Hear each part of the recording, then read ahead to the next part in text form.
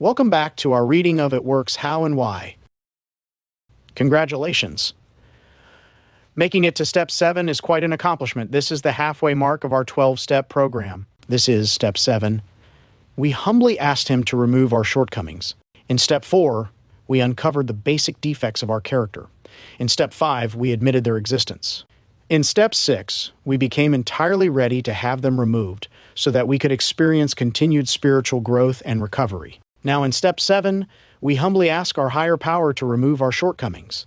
When we ask our higher power to remove these shortcomings, we ask for freedom from anything which limits our recovery. We ask for help because we cannot do it alone. Through working the previous steps, we see that attaining humility is necessary if we are going to live a clean life and walk a spiritual path. An attitude of humility is not the same as humiliation, nor is it a denial of our good qualities. On the contrary, an attitude of humility means that we have a realistic view of ourselves and our place in the world. In the 7th step, humility means understanding our role in our own recovery, appreciating our strengths and limitations, and having faith in a power greater than ourselves. To work the 7th step, we must get out of the way so that God can do God's work. Humbly asking for the removal of our shortcomings means we are giving complete license to that loving power to work in our lives, believing that God's wisdom far exceeds our own. Even though we now possess some measure of humility, many of us may be somewhat confused by the word humbly. We may have taken it for granted that God would remove our shortcomings immediately upon request. Those of us with this attitude may have been surprised when our higher power didn't comply with our request. On the other hand, some of us tried pleading with God to remove our shortcomings, guessing that would be a demonstration of humility. We tried so hard to get it right. We were tired of our shortcomings. We were worn out from trying to manage and control them, and we wanted some relief. Oddly enough, this is precisely the attitude we hope to demonstrate in Step 7, the attitude of humility. We admit defeat, recognize our limitations, and ask for help from the God of our understanding. Asking our higher power to remove our shortcomings requires a surrender of a more pronounced nature than our initial surrender. That surrender, born of sheer despair over our powerlessness and inability to manage our lives, moves into an entirely new realm in the 7th step. In this new level of surrender, we accept not only our addiction, but also the shortcomings related to our addiction. Accepting our addiction was the first move in the direction of accepting ourselves. We know something about ourselves because of our work in the previous steps, and our illusions of uniqueness have been overcome in the process. We know that we are neither more nor less important than anyone else. Understanding that we are not unique is a good indication of humility. Patience is an essential ingredient of working this step. We may have difficulty with the notion of patience because our addiction accustomed us to instant gratification. But we've already been practicing the principles that make it possible for us to be patient. We simply need to expand on our 3rd step decision to trust the God of our understanding with our will and our lives. If we only trusted that power to a certain extent in Step 3, it's time to increase our trust, because our view of what we can hope for may be limited. Many of us can't even begin to imagine what our higher power has in store for us. If this is the case for us, we must rely on faith. As in the previous steps, we simply have to believe that God's will for us is good. Our faith gives us reason to hope for the best. In working this step, we move away from intellectualizing the recovery process. Our concern is not to determine exactly how or when our shortcomings will be removed. It's not our job to analyze this step. This step is a spiritual choice, a choice that goes beyond any emotional reaction or conscious act of will. To choose to bypass it would leave us with only a heightened awareness of our character defects and no hope for relief from those shortcomings. The resulting pain might well be unbearable.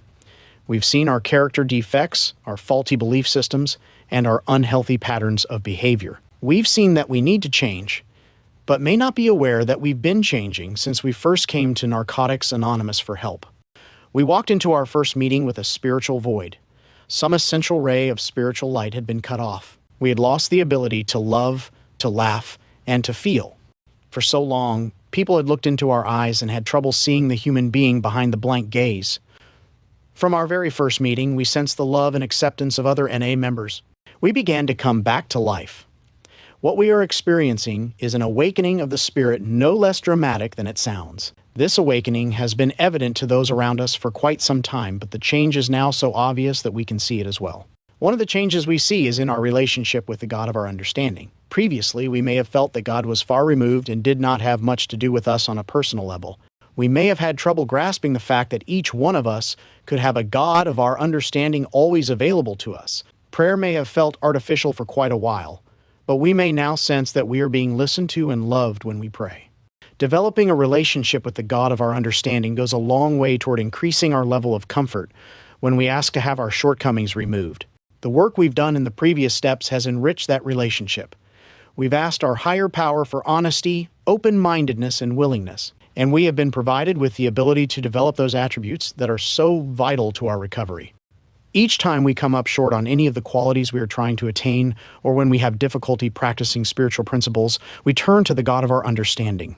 In this step, we ask a loving God to remove our impatience, our intolerance, our dishonesty, or whatever shortcoming is currently in the way. We find that our higher power always provides us with what we need, and our faith grows as a result. When we ask our higher power to remove our shortcomings, we may see little bits of some of them removed. Other defects may simply be shoved out of the way for a time, so that we can move forward on the path of recovery.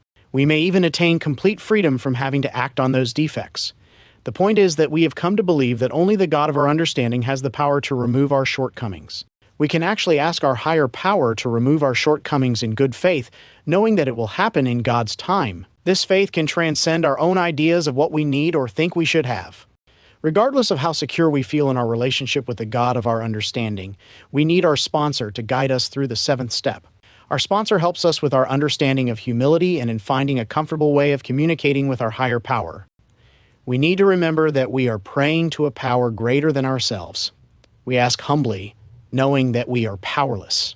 Some of us will recite a formal prayer that demonstrates humility when we ask our higher power to help us. Or some of us will pray in a more casual manner, just as humbly, but using our own words.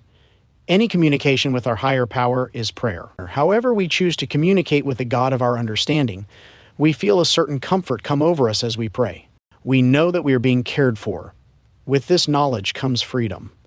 Though not a cure by any means, working the 7th step gives us the freedom to choose.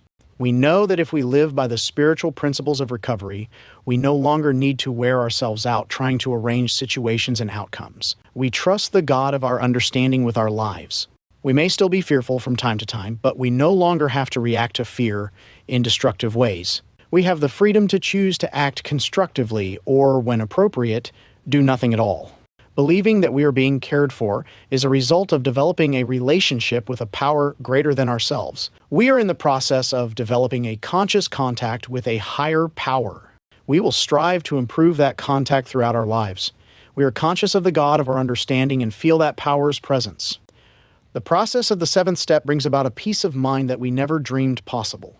We sense that what is present throughout our search for spiritual growth is our ability to feel our higher power's love for us. We glimpse a vision of complete freedom from our shortcomings. It doesn't matter that we will not attain a state of perfection or complete humility in our lifetime. The ability to contemplate this grand vision and meditate upon it are rare and priceless gifts in their own right. We are being changed. We've not only heard about the miracle of recovery, we are becoming living, breathing examples of what the power of the NA program can do. The spiritual life has ceased to be a theory we hear about in meetings. It is now becoming a tangible reality. We can see a miracle simply by looking in the mirror. The God of our understanding has taken us from spiritually unconscious, hopeless addicts to spiritually aware, recovering addicts eager to live. Although we've reached this point, the damage caused by our shortcomings needs to be addressed. Desiring continued recovery and freedom, we go on to step 8 and begin to make amends for the damage we've caused. Thanks for listening.